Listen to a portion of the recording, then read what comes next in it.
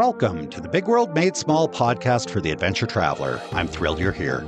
My name is Jason Elkins, and in addition to being your host, I'm also a former U.S. Army paratrooper, third-generation commercial hot air balloon pilot, paramotor pilot, ex-Montana fly fishing guide, advanced open water scuba diver, and a full-time nomad that's visited more than 30 countries on 6 continents.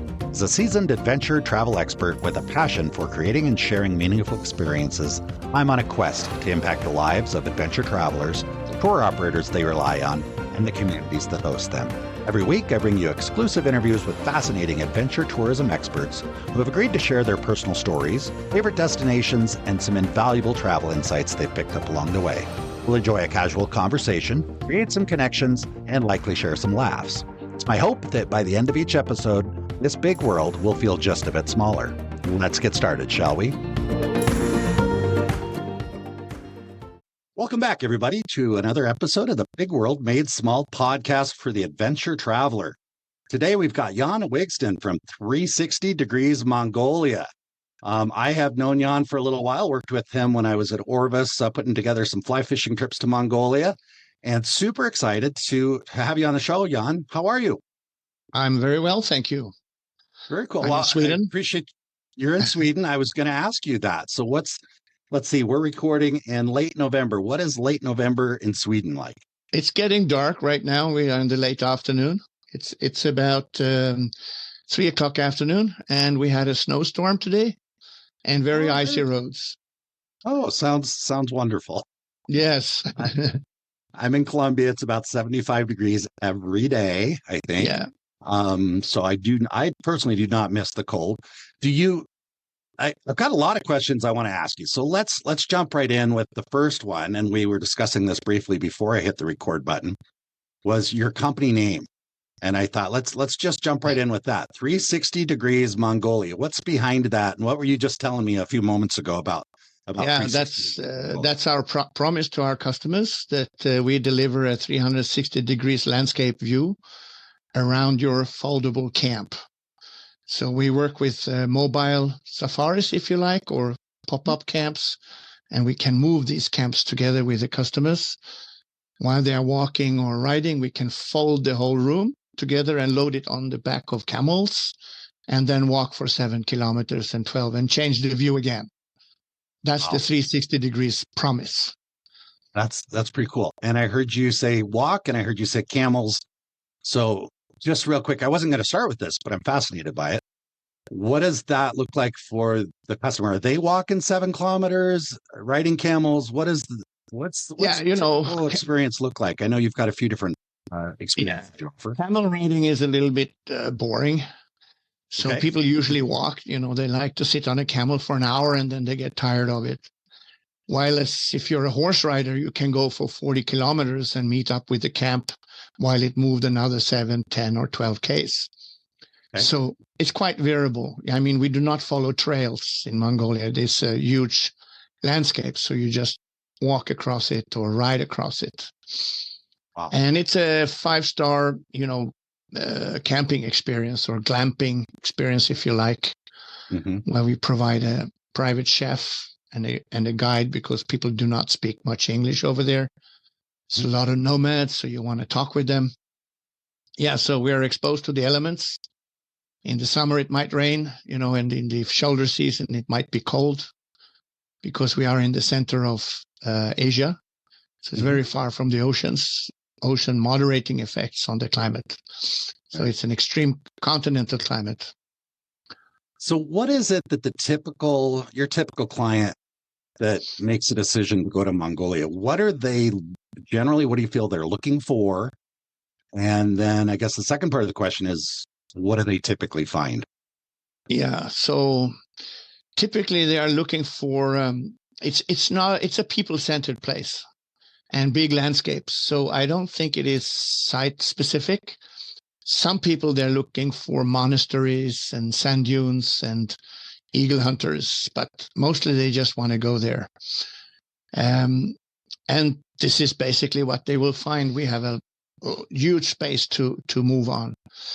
And in my case, we restructured our business around 2016. So it's quite expensive to do these type of adventures. Just logistically, I can imagine it's got to be fairly complicated. What are the biggest challenges? The biggest challenges is the human resource, because you can imagine Mongolia is the least populated country on Earth. It's located in the Arctic because it's 1,400 meters above sea level. And among the few people that live there, very few speak English. And 30% of them are nomads. I mean, really nomads. It's the biggest nomadic society left on Earth. So the experience is really to, immerse with that culture. And if you, move things with the nomads, rent their yurts or gers, as we call the tents, they have wooden structures, and we rent their animals, and then we travel with them in their space. Oh, okay. So you mentioned a couple things that I want to make sure I can get my head around, so the listeners can as well. I heard you say, first you mentioned least populated. Is it? But it's a most sparsely populated. Is that correct? Okay, because I'm sure there's small countries that have fewer people, but in Mongolia they're really, really sparsely populated. It's the 18th largest country in the world. Oh wow! Okay, 18th largest. So we have a lot of space and few people, and half the population live in the capital. Oh wow! Okay. So what is roughly the population of the country? 3.5 million. Oh yeah, that's not very many. And Namibia is the second least populated country on Earth, Namibia, which is a lot of deserts. It's in Africa, but they have certain advantages over us. The people generally speak English, and they have a longer season. They have a better climate than we do. They do not have more water, but they have climate. So we operate in an Arctic environment. So mostly we're open in the summers. Now, that was the second thing you mentioned that I wanted to make sure I kind of got my head around. Arctic environment, by the fact of just that it's so high elevation. It's not actually in the Arctic, but the climate is kind of Arctic because it's such a high elevation. Is that right? It depends on the definition you take. I mean, we have permafrost in the same way that you would have above the polar circle. Okay. But we are very far south, so it's not considered geographically as an Arctic country. But it's high. The climate and the climate, permafrost. And for example, north of us is Russia, right? Siberia, and Lake Baikal is north of us. It's the deepest lake in the world. Right. So it's just on our north. That lake is 1,000 meters below us. So it means as you travel south from Siberia, you travel up. So it becomes colder even though you travel south. So we are colder than Siberia. Okay. Got it. Yeah. Oh, that's it's a fascinating place that I suspect a lot of our listeners really know. I know more about Mongolia right now than I did 10 minutes ago. So well, thank you. And I realized we just literally just kind of touched on the surface there a little bit. And I want to come back to that in a few minutes. But I'm also really want to figure out, okay, how does this guy from Sweden end up running an operation with nomads and yurts and camels in Mongolia? So I'm really fascinated by your story. I know little bits of it, but I'd love for you to share with our listeners kind of how did you get into this? Go back as far as you want to go back, wherever you think it was relevant, and kind of walk us through how that all happened. Well, I came to Mongolia in 1980, the first time. So that is 43 years ago. Okay. So at that time, I was young. I was 25.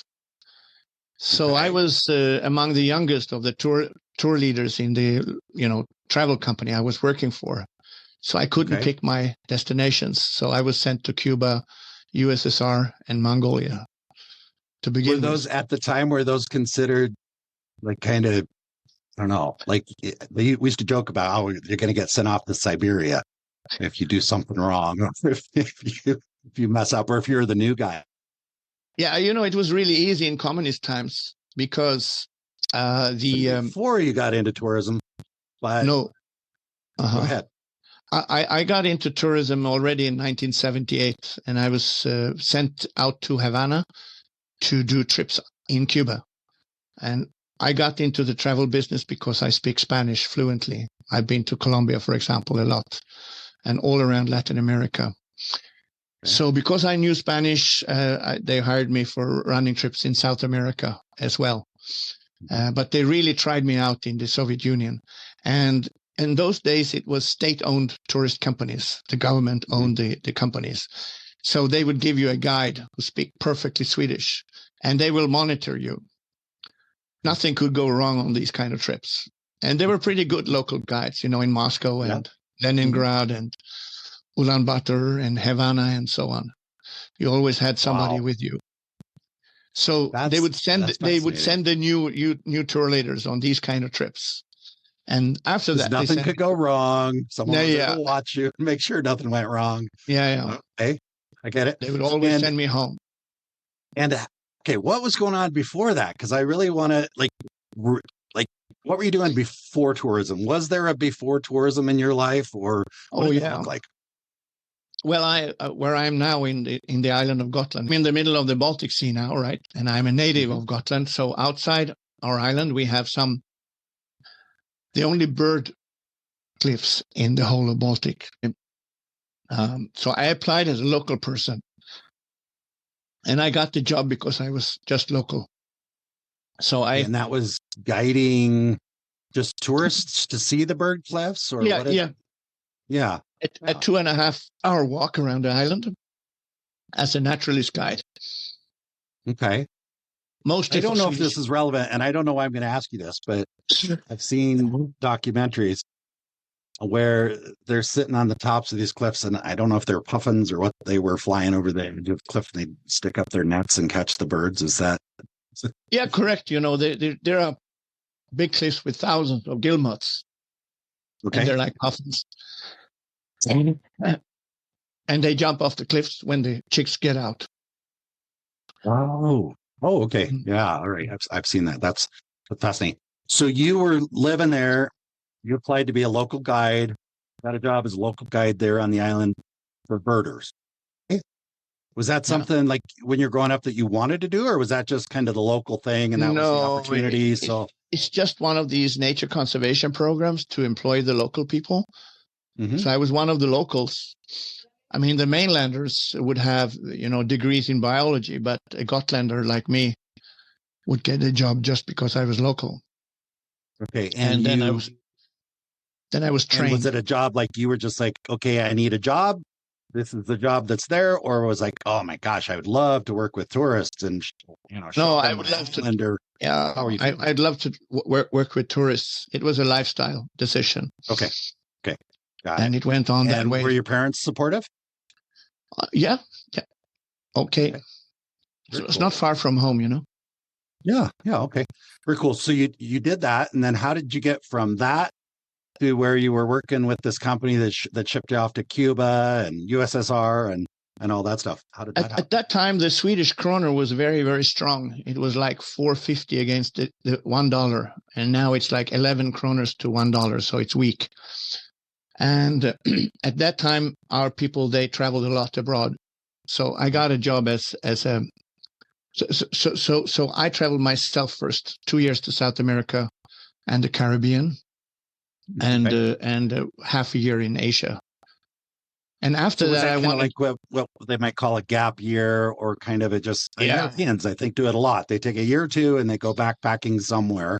Was that kind of what that looked like? Yeah. Okay. Sure. And then I just wanted to understand what I had been experiencing. So I took a course for 1 semester at the university in development studies to understand more about the world, because I was too young to really figure everything out. There was, it was during analog times. There was no Google, there was no internet. You had to send, letters, snail mail, and you had to collect your letters as a general delivery in the post office, around the world. So those were the days. So having done all that, I was fluent in Spanish, and that is quite rare for Scandinavians in those days. Okay. And the tour company that hired me, they really needed somebody who speaks Spanish. So on these qualifications, I started to work to Cuba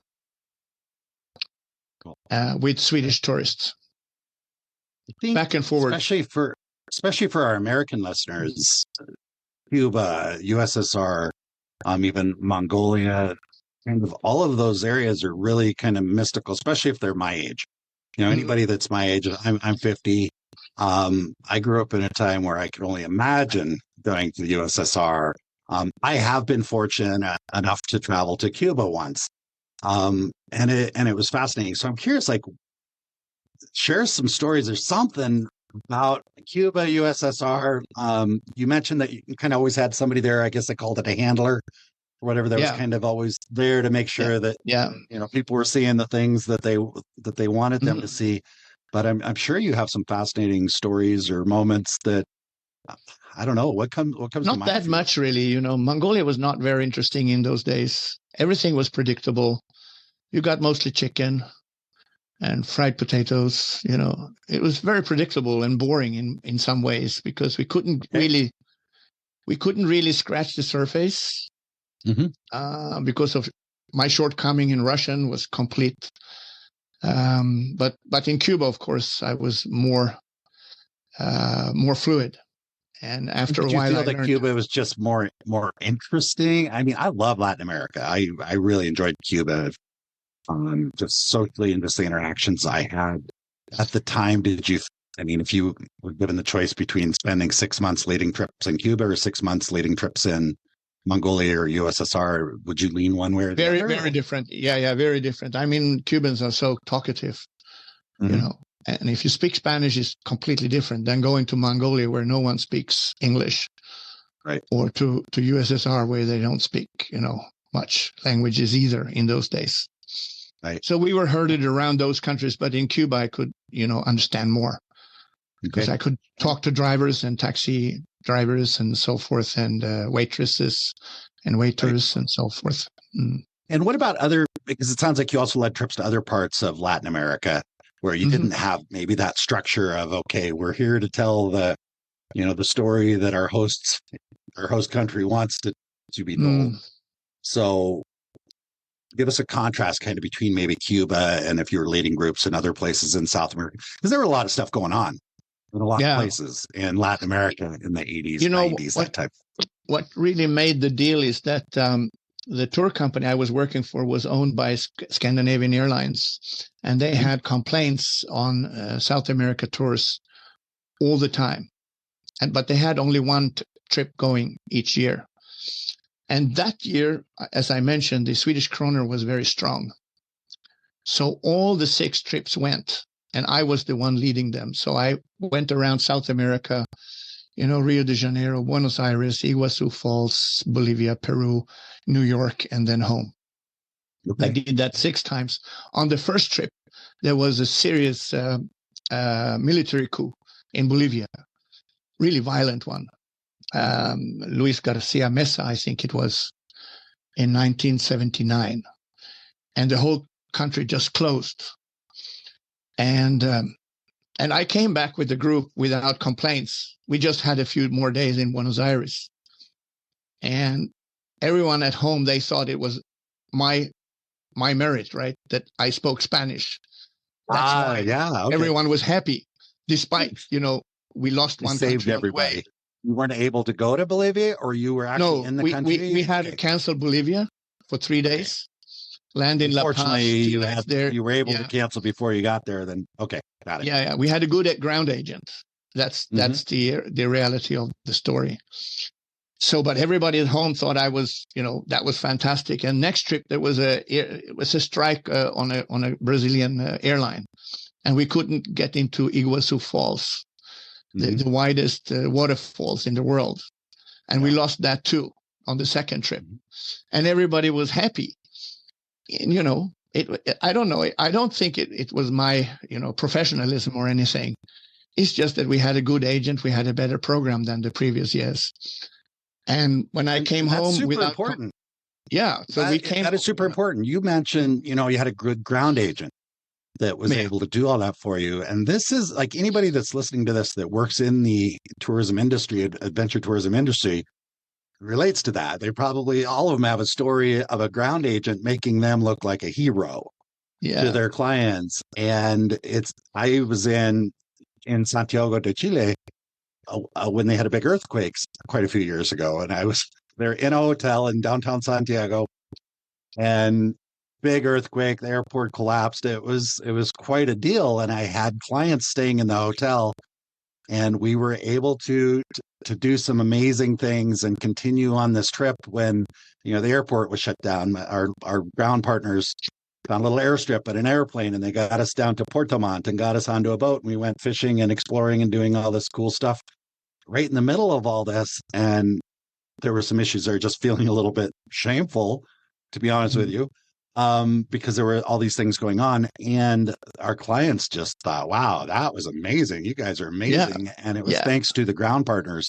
So it's really important that when you book a trip with someone with a reputation that has good partners on the ground, right? That's super important. And especially now, post-COVID, people want more security. Yeah. And we were lucky, we were in Buenos Aires. That extra day, the void, so to speak, in the trip, it was on the November the 10th. And I was so lucky. It was Dia de la Tradición for the gauchos.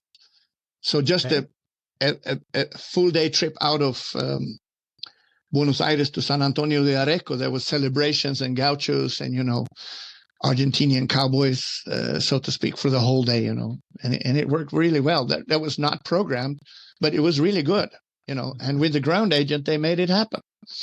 Of course, I didn't know that because I was on the plane in, right? They knew that already and prepared that for us. Yeah. Fantastic. That's super cool. And that's one of the fun things for me anyway, leading groups or being in these group trips is just the opportunity. It's usually the surprising things that you didn't necessarily expect or have planned that leave the mark, and usually in a good way. Even I was having a conversation with someone yesterday about, weather, how sometimes really bad weather time can feel like, oh man, this sucks. But then at the end of the trip, you look back on it and your favorite day is that day when you were all hunkered down in the snowstorm or doing whatever. It creates a bonding kind of a shared experience type of thing. So I like the little surprises sometimes. So in addition to 360 degrees Mongolia and your history leading trips that we were just discussing, South America, former Soviet Union, Cuba, Mongolia, I just happen to know that you are involved in a lot of different things, kind of on the financial, governmental, organizational, economical change, stuff like that. So I'd love to hear a little bit about some of the other projects you're doing. I think last time we spoke, you said you were working with someone on a possible project to go tag snow leopards, in the Himalayas. Yeah. So you've got all these things going on. I know you do. So I'd love for you to share with our listeners some of that other stuff you're doing as well. Yeah, well, this is the upside of operating in Mongolia, because it's such a short summer season. The winter is consequently long. So I have over the years, I was part of the ecotourism movement in the 1990s globally, and through that I got a network, and so I'm sometimes hired by the World Wildlife Fund, Conservation International, the World Bank, the United Nations Development Program, and so forth, on tourism development. And that is a consulting role. That's not a tour operating role. And that is to assist to see how you can connect tourism to rural people who live in areas of great biodiversity, for example. So I've done that a lot in the Guianas, in Peru, even around Russia in recent years, in the high Arctic, along the Bering Straits next to Alaska, in Russia, and in India, and so forth. And through that, I have learned a lot of different things. And also East Africa for many years, coaching safari companies how to strategize and sell more to EU markets. So I've been coaching 50 plus companies in Ethiopia, Kenya, Tanzania, Uganda, Rwanda, Zanzibar, and Suriname. Wow. and 2 tiger lodges in India. Wow. So this is like a totally different part of the coin. So I learned to see things from a different angle, from the angle of the local people who wish to participate in tourism or not. How to link it more together. about that. I'm curious to learn about that. I think a lot of people listening, and myself included, would like to have a better understanding of kind of the other side of the coin, the locals, because we go somewhere and we meet a guide and we probably ask a lot of questions about them, their life and all that. But very few of us have the opportunity to really kind of see it from their perspective. They're getting paid to smile, they're getting paid to be there and accommodate. This is a conversation that touches me a lot. So, for example, in Mongolia, you would think that we as a one company, we would have one strategy working with locals. But it doesn't work like that. Because if you are a nomad in the Gobi pasture, it's a desert, right? They have to move more. They don't have time to work for us so much as nomads in the north. So the livelihood strategies of local people are quite variable, even within the same communities. And I think that it's hard to say that a lot of the community-based tourism projects around the world, it's a concept that we love.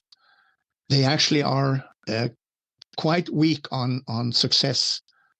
There are a lot of failures in them. And it's because you deal with communities as one kind of cooperative, but they do not naturally cooperate well within each other. And it only happens in very traditional societies. So it's much better to go into community and teach them things and then individually coach each one, because they have many choices how to connect. They do not only, it's not the only choice to connect with Jan's company, like my company or yours. They can have other choices. Like if they have a village somewhere, the one way of marketing is put up a sign on the road and you find people passing on the road, or you make a Facebook page, or you call it a tour operator in your capital. And someone will run a restaurant, another one will run a hotel. A lot of the failures of community-based tourism is that they do the same things and offer the same kind of service to tourists. And when that happens, and they often copy each other because they don't understand distant markets very well. So then they offer the same service, because if one is very successful, the others will copy it. And that's not very good. So they need coaching. You see, they need to understand how it works with value chains and how, tourists come to them. And there is so many variables in that space. And that's called market systems development. You build systems from bottom up. Okay. Got it. There's so much stuff. This is a really interesting conversation. I'm not even sure what questions to ask. And the first one that comes to mind is, it sounds like you were saying, or like maybe one community is like, okay, we're going to offer tours X, Y, and Z, or whatever. We've got these 3 things that we're going to offer. And another community next door, maybe 50 kilometers away, sees that and says, oh, well, it's working there, so we're going to just do the same thing, and then the same thing, and the same thing. Then you eliminate what's actually interesting about a particular community, because you're just trying to copy what the neighbor's doing instead of figuring out what's unique about our situation here. Is that part of it? Okay. Yes. Individual choices, they're not different than you and I. They have different backgrounds. They have different relatives. They have different kind of kids. Maybe some of the teenagers speak some English and so forth. So they're all different. And that lends itself for different strategy choices for their marketing. And often they have to mix tourism with their traditional livelihood as well. So they are tasking entrepreneurs, right? Got it. So and often, it sounds like, too often in tourism, they try to teach communities how to make tourism alone. but it is not that, easy. It's much more complex. So you have to guide people forward who are locals to take informed decisions of how to connect to tourism and their other livelihoods. And that is in Mongolia very different in the desert area compared to where we have the fishing, for example, where the pastures are very rich because they live from livestock, and livestock, they are grazing, wild grazing, without fodder. Right. So the situation in the communities are very, very different. And also the distance from the capital, where the markets are, also matters. So it sounds like if you give, I'm just kind of checking for understanding here a bit.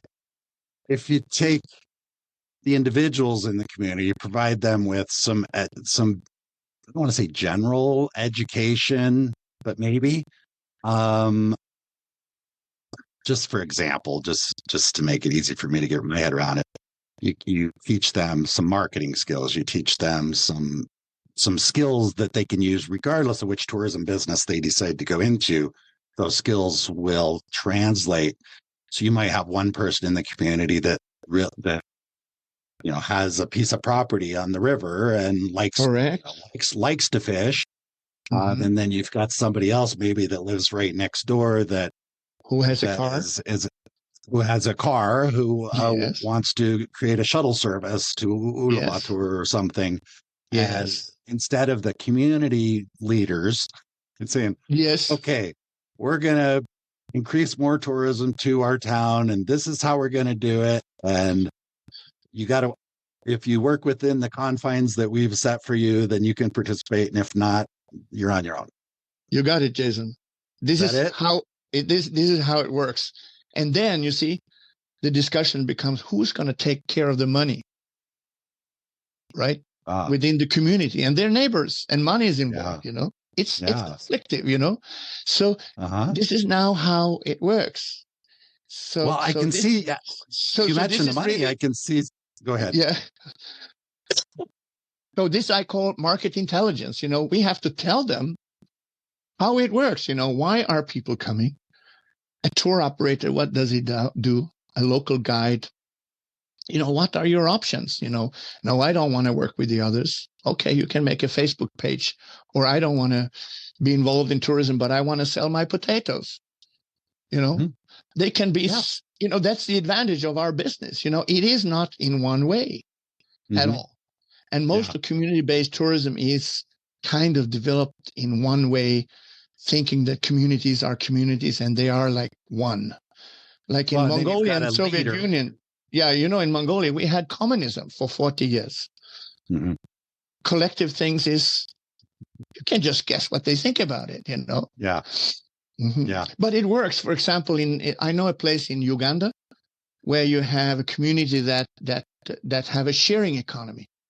They share services and goods and work in tandem with each other. And also the Sorama Eco Lodge in Sorama village of Guyana in South America.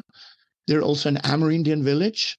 And they're also used to, if you put a chainsaw outside your house, your neighbor can pick it up and use it. It's not yours. They share a lot of things. In those type of communities, it works. But that's a minority. Because otherwise you've got somebody who is appointed, probably not elected, but maybe appointed as the community tourism chief, supervise the others, to supervise the others, and it's his job to make sure everybody in the community pitches in to build tourism, and that person, and then you've got money involved and probably some rivalries, and that person's in charge for 2 years, and then a new government comes in, and I can see where that would make things challenging. Yes, it's really easy. It's not rocket science. We just have to understand that communities are, they're not gorillas, they're people. And in the case of Mongolia, they're nomads, but they can all read and write. They do listen to radio. It's not like Africa where you have illiterate people, because that's a whole different cup of tea. I was in Madagascar in April for the World Bank for 3 weeks. So now I can make do in French quite a bit, but it was truly fascinating. And so many systematic things are very similar to Mongolia. Ethiopia and Madagascar and Mongolia has a lot in common as well when it comes to the business structure in the country. Yeah, that's fascinating. I that whole conversation, I feel like we could just discuss that all day. Let's talk about Mongolia then. Let's get back to that. And before we do that, I'm just curious, because you're so close to so many things. You and I have corresponded a little bit about, hey, Jason, I'm noticing this shift and this going on in the, kind of in tourism. I'd love to touch on that in a sense, not necessarily cover everything that's changed since you first got into tourism, but what are maybe a couple of the biggest changes around COVID, that we've seen come out the last few years? Where do you see things going? Maybe overall business wise, not too deep into that, but then also just like any emerging areas of the world that you're excited about that you think that we should kind of be paying attention to? Yeah, all businesses around us, they have less staff now, and they have recruited new people. And it takes some 2-3 years to train people on the product that you're working with. So in our case, we are half amount of seasonal staff compared to pre-COVID. So our supply side have shrinked. And it's the same for everyone in Mongolia. And mostly we lack cooks. So for next year, we have to be careful. I think we're going to book out, and we have to make sure that we fill our spaces only. And why do you think that is? I mean, help me understand, why would you have less cooks now than you had 4 years ago? Because many of the cooks have gone into other jobs, and they just stay there. And some South Korea is giving visas to Mongolians now for 90 days to come there and work, so they can get the double salary in South Korea. So that doesn't touch us so much because we are already seasonal, right? Mm-hmm. So if they go to South Korea and work abroad, they work whole year on a rotating basis. They don't need to work with us, so we have less cooks. Okay. And it means that we have scarce supply of human resource. And that is, and set aside then the inflationary pressure we have all over the world because petrol is going up, because of wars and stuff, food stuff is going up. And also we have scarce human resource. So I think that we're seeing that many companies, they want to stay smaller and increase their prices in one way. In the long haul travel businesses, another side where So the gap of business strategies is widening very quickly. And you have to decide whether you're going to be the cheapest on the market or the best one, and not worry about what the cost is, and work toward quality. This is a very important issue now for most businesses. And I heard on the grapevine that last year, 2022, North Americans that flew off to Africa and paid a premium, they returned back, Africa and Europe. They returned home and greatly disappointed because they paid more and the service was less than pre-COVID. Okay. They had to recapitalize and maybe they overbooked themselves. I'm not really sure. I just heard on the grapevine that this was a big problem for some operators in the high-end space. It's interesting because we see it, or I saw it. I've been traveling for a couple of years. I've seen it internationally, but it's a little harder for me to pick up on it because I'm not living there. I'm not quite as savvy about what's going on in the local community. But it's interesting when I go back to the US to visit, you can see just things like Starbucks. I don't know why I'm using this example, but it's like pre-COVID, there was an expectation going to Starbucks a certain way. Yeah. And going in there since then, like I've sat in, because I work in coffee shops. For the first time, I was sitting in a Starbucks and they're like, oh, you know what? You have to leave the lobby. I'm like, what? Why are you guys closing? Well, we're just closing the lobby. I'm like, why? Well, because we're understaffed.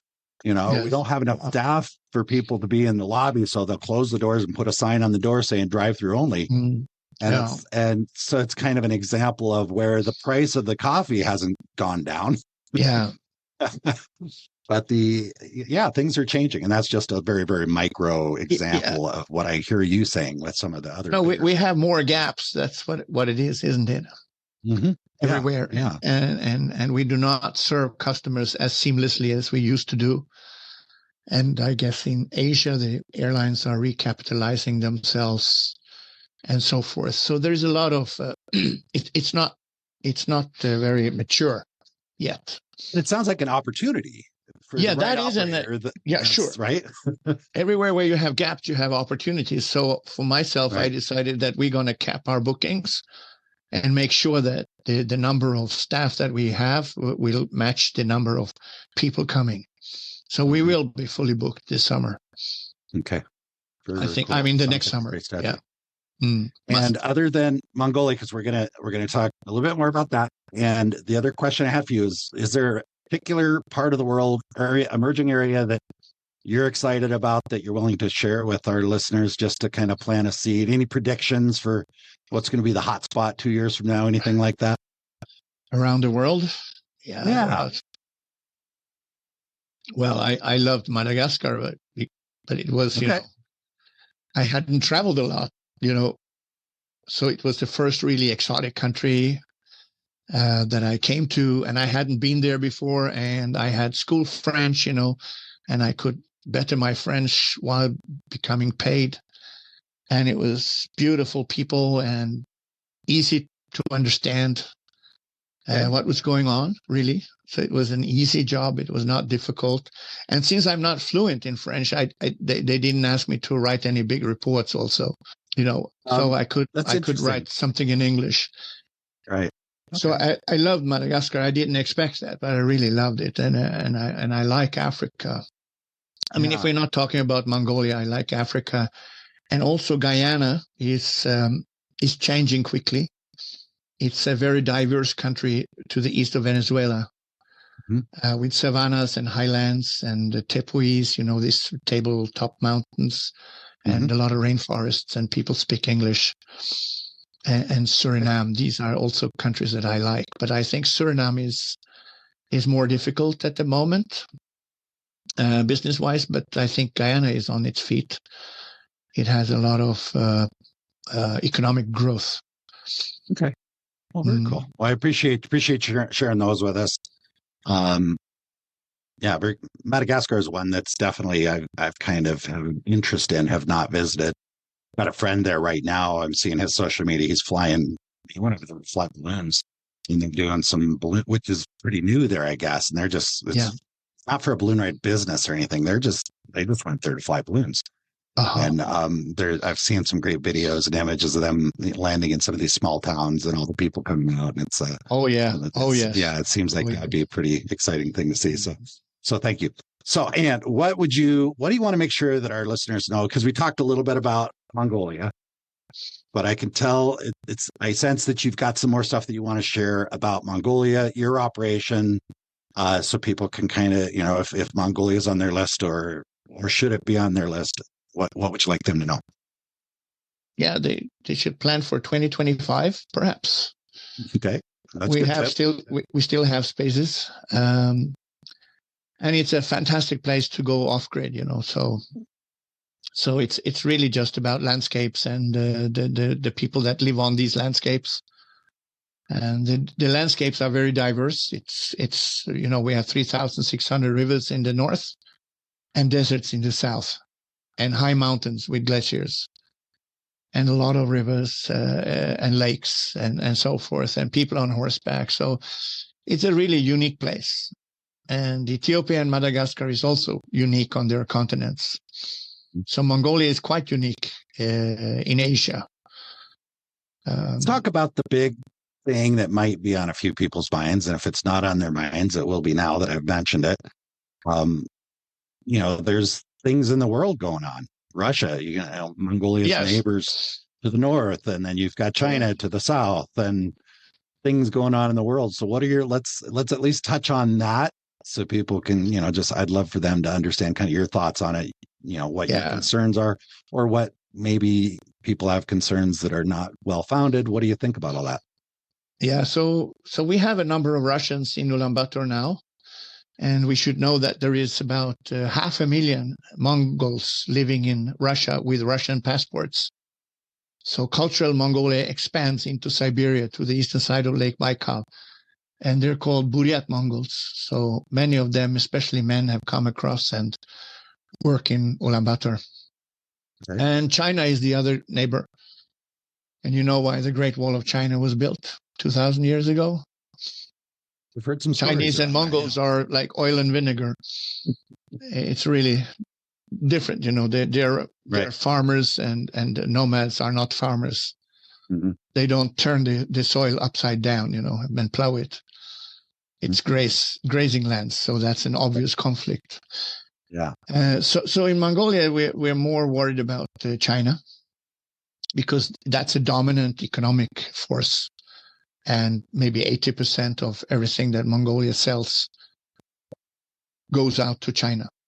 So Mongolia is very reliant on China. It's not so careless about Russia, because Ukraine and the European part of Russia is very far away, and Siberia is there's very few people. The Trans-Siberian Railway, it has a few cities on the way, but it's like satellite accounts to European Russia, really. So we don't worry so much about the Russians. And there was a Russian system in Mongolia for 40 years prior to the democratization in the 1990s. So we mix. So would you say the Mongolian, what I'm hearing is the Mongolian people, society, culture, probably more similar to the Russians, or more comfortable, more friendly, and just like, okay, there are neighbors. Yeah, there's stuff going on back in the eastern part, or the western part, I guess. Western part of Russia, but not too concerned about what's going on there, because they've got a lot of overflow people crossing, And when you say we're more worried about China, help me understand that more. Yeah, well, worried about them in what way? Mongolia is democratic. So it operates, it's the best kid on the block in a tough neighborhood. So power in China is concentrating, and Russia under Putin is perhaps more concentrated power than it was during the Soviet times. Oh, it's worse now. You see, that is okay. But we understand these kind of things, and we are not worried about Russia that much. It's just the economic dominance of China. So Mongolia exercise a third neighbor policy. It means they give trade favors to South Koreans, to Americans, to Japanese, to non-Chinese, and to non-Russians, so to speak. Yeah, that is the balancing act of the government of Mongolia. Is that to reduce reliance on Chinese trade? Yes, sure. I assume. Okay. Yeah. To diversify. And how does China respond to that? Oh, they're fine with, it's so small. Mongolia is the least populated country on Earth, next to the most populated country on Earth. It's like nothing, It's really like nothing to them. So Mongolia is very dependent on China, and China probably couldn't care less about Mongolia. Yes, sure. Yeah, okay. Yeah. That makes sense. We cannot do what the Ukrainians are doing. We cannot shout at them. The neighbors. Yeah. We cannot raise our voice. I can appreciate. We are gentle and polite. To that. So you've kind of described the situation a little bit, but again, what's the worry part? What's the worst case scenario? What's the thing that would keep anybody up at night that's doing business in Mongolia when it comes to China? It is something, not China, it's something called the resource curse. So Mongolia is very rich in natural resources. So it's quite common among developing countries that corruption takes over, because it's just a few mineral resources and it's controlled by few people. And it's handling it quite okay, because there is a competition within the Mongolian society. for power, so it's not one power structure, so it's quite balanced, I think. So it's a mining country. So we've got copper and uranium and coal and gold and everything you can think of. So it's really like Mongolia has a potential to become like Kuwait or Qatar or United Arab Emirates, to become very rich because it has very, very few people to feed. Okay. And rich in resources. So the power of that resource, so the risk is more internal, I would say, than external. I think I understand where you're going. Okay. Yeah. So, for example, Botswana has a good reputation for being a resource-rich country with a proper government. They rely a lot on diamond trade. Botswana in Africa. Okay. So how does this all impact? Because you're looking at it through the lens, you're a businessman that does business. Your business is very, very tied into this. What should the typical tourist, or maybe one of your guests that's considering a trip there, what should their concerns be, if any, about China or Russia or power shifts and struggles and stuff like that? None at all, really. The crime rate is really low, also in China. And Mongolia has a little bit higher, but it's not at all like Colombia, where you're now, or South America. It's very safe, I would say. And you're a reputable company. I would say that can ease concerns too when somebody's planning, because you mentioned, you should look at 2025. That's a long ways out. You book far in advance. Anybody that's booking a trip to a place where there's potential future issues, politics or that type of thing, needs to have a little bit of concern.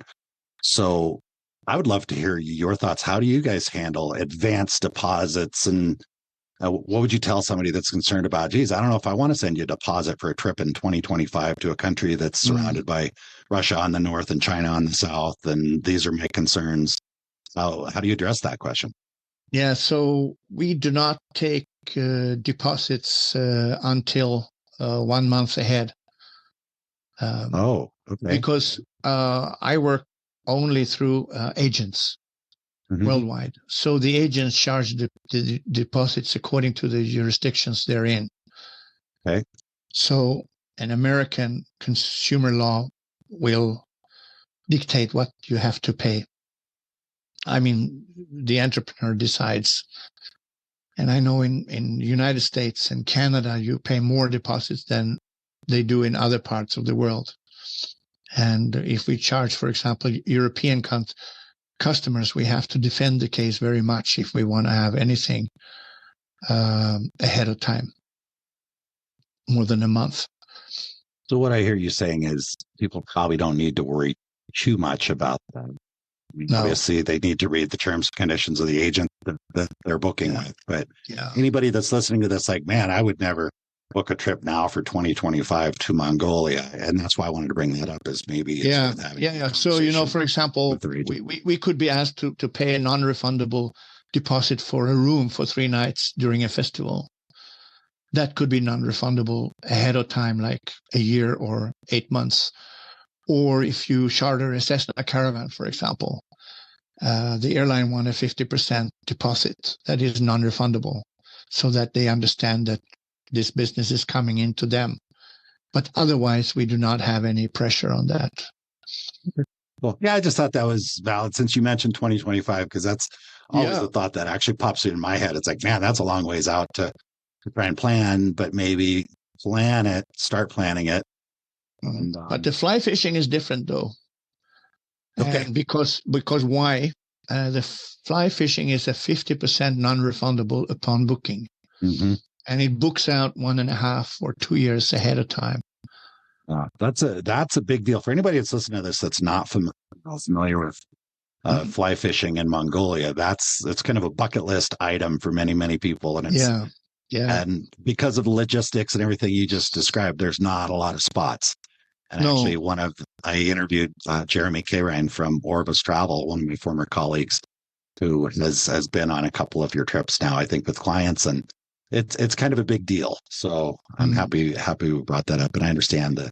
You see, we bought boats from Idaho, NRS, and we fly in 3 or 4 Chilean fly fishing guides from Chile, and one from New Zealand, and Peter is in Algeria now, and someone from America. We have to buy these tickets ahead of time, right? And we have to fill up the space. So that is a peculiar business, because it's just have to fill up. Otherwise, we can't make a profit at all. Well, yeah, and those are spots that are 8% is not held. profitable. There's not very many spots. And there's a lot of things riding on it, a lot of people riding on it, and to have a bunch of fishing guides sitting there looking at empty drift boats. Yes, and also because the fishes that we fish on, the taimen is a red listed species, so it's a rare species. So the government doesn't give any amount of permits on it. So we hold 120 slots out of 200 available for all Mongolia on taimen. And we're talking about, for anybody that's listening, because they may have just heard you say this, they may have heard it. It's an endangered species we're fishing for, and we can only they might hear you say we can only keep so many of them. And so for anybody listening to this, please help them understand, what is this fly fishing, catch and release fishing? Why is this actually a good thing for the taimen that you're taking anglers there? Yeah, even according to the law, you have to release all of them alive and handle them gently. So the fly fishermen, they fish with a single barbless hooks and release them. And it creates a value around that resource. And why? How does that create the value around the resource? I have some ideas in my head based on other areas that have gone similar directions. But how does having fly fishermen from the U.S. come catch taimen actually help protect the taimen? Yeah, again, it is off-grid travel, so a lot of work is needed during that season. So we employ a lot of young people from the locals to run, operate the whole business on 2 rivers. So it's great value locally. And now those people that are making money from that are incentivized to protect the rivers, take care of the rivers, the local communities. Is that correct? Do you sense that? And then there is what would happen? And then there is a $500 conservation fee that goes into conservation. And part of that, a big chunk of that, the government is taking, which shall go to the schools in the community and so on, from each angler.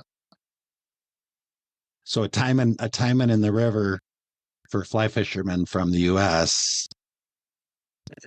has some value to it, as opposed to if the fisherman from the U.S. is not coming there. That taimen in the river could be a meal for a local family, could be any number of things, or other things that they might want to dam the river, use the resources for something else. My understanding, it kind of incentivizes the communities to take care of the taimen. Yeah. Or maybe that's just a story I've created in my head. I don't know. What do you think? No, our Chilean and New Zealand fly fishing guides, they tell us that over there, the trout has been introduced by the British. So there is no apex predator in those rivers. So those trout, they eat everything that's there, and then the population collapses. So the population of trout goes up and down. And these are prime fisheries, right? Chile and New Zealand. But in Mongolia, we have an natural apex predator. There are no introduced species. So the number of fish regulates itself perfectly, because we have smaller What is trouts the as apex well. predator? Taimen. That's the taimen is the apex predator, right? Because then you've got trout in the river as well. Yes, and graylings and pike. Really? Okay. Very cool. Yeah. It's on my bucket list. I remember putting together some trips and never actually led one to Mongolia with you, Jan, and I look forward to doing that at some point. All right, we've discussed a lot of things, and I have a feeling like we could discuss many more. And I want to give you an opportunity to just address anything I forgot to ask you, should have asked you, or anything else you think the listeners really need to understand before we wrap this up. I think we're fine, isn't it? Yeah. Yes. A lot of good stuff. Yes. And again, anybody that's listening to this, I've worked with Jan in the past, one of the most respected people in that part of the world doing tourism. And obviously the fact that other places in the world have asked you to come in and consult and work with them as well is a great endorsement. And just, I will have your website link in the show notes so people can connect with you to just kind of learn more about what you're doing with 360 Degrees Mongolia. And thank you so much for taking time to be here today on this cold afternoon, I guess, or it's getting into the evening there in Sweden. So I appreciate you taking dark. Thank you, Jason. It's pitch dark. It is. Yes. How long is the day right now? How long is daylight this time of year? Until 3:00 afternoon. It's now. And what is it? 4 o'clock. Start around 11 in the morning till 3 in the afternoon, or? Yeah, until 9:30 to 3:30. I lived in Alaska for a while. I remember some of that. So anyway, Jan, what a pleasure. You just brought so much value and information to myself and to the listeners. So thank you for sharing so much. Appreciate you. Thank you, Jason. I trust you enjoyed listening to the conversation as much as I enjoyed recording it. If you're enjoying the Big World Made Small podcast, please take a moment to tell the algorithm by subscribing and posting a review so that others can benefit as well. I also invite you to take a quick trip over to bigworldmadesmall.com and join our private adventure travel community to receive new episode notifications, special access to our guest experts, and perhaps even some exclusive partner offers that we haven't discussed on the podcast. I'll publish another episode soon. Until then, keep exploring. It's the best way to make a big world feel just a bit smaller.